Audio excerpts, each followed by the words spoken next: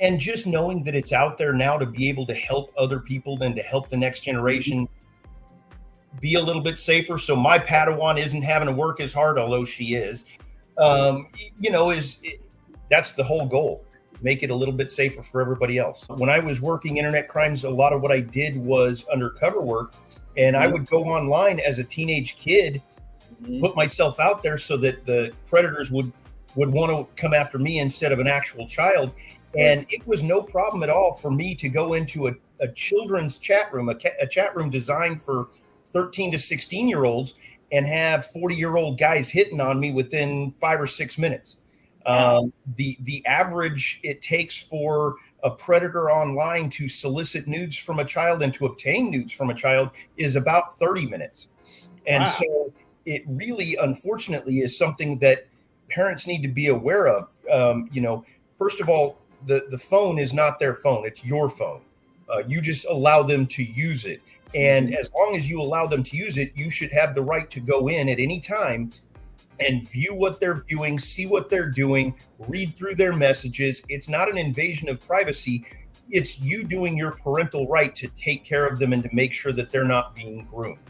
Right. Especially if you're allowing them into social media.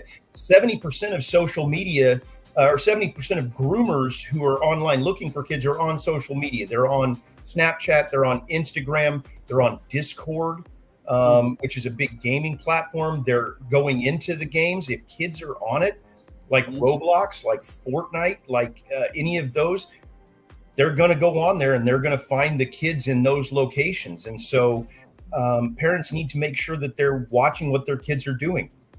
If kids are starting to have items that, especially expensive items, that you didn't buy them, you need to question. That's a red flag. A lot of these groomers now are sending gift cards. They're sending money. They're providing physical objects as an encouragement to get that first couple of sexualized images that they can then use for extortion purposes later. When I was working undercover, I had a guy send me an iPhone 5 because my undercover persona, my phone was broken, so I couldn't, send him any nudes. And so he mailed me an iPhone 5 so that I would be able to give him the gratification that he wanted. Didn't get it. He got handcuffs instead, but they're not above doing that. And so parents need to be aware of what kinds of things are your kids doing? What are they on? What are they looking at? And what can be done to try and prevent them from going into harmful spaces where the risk is really even greater. Right. For, prison guards, I had people that were cops. I had people that were, I had one that was an elementary school principal for the elementary school not too far from my house. Wow. We had college kids. We had females. Really, it runs the gamut. We know that in the world of child sexual abuse, the majority of kids are abused by somebody that they know. It's either a family member or somebody that's known to the family. That changes a little bit with the online, but unfortunately, the demographics of it are still just as open.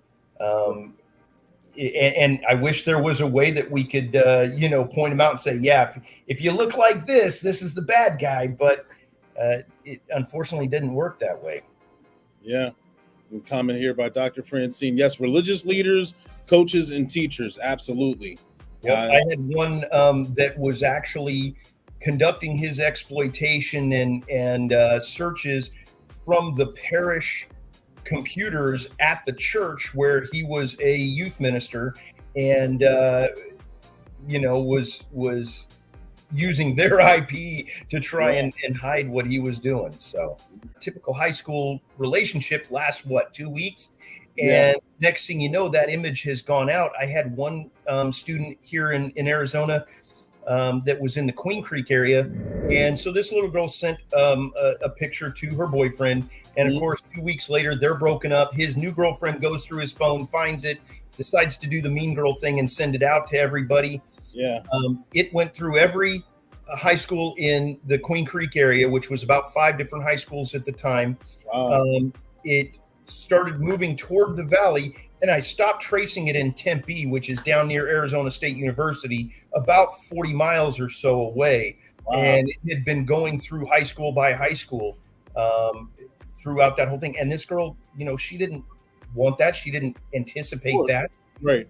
And so I tell kids when I do talks at schools and things like that, if it's not a picture that you would be proud to show your parent, if it's not a picture you would be proud to show your grandma or your principal or your pastor, if it's not a photo that you would want broadcast on the Jumbotron at the Super Bowl, don't even take it, because the number of people that see that picture on the Jumbotron at the Super Bowl is about how many can view it daily once it's online. And there's just no way to ever scrub it.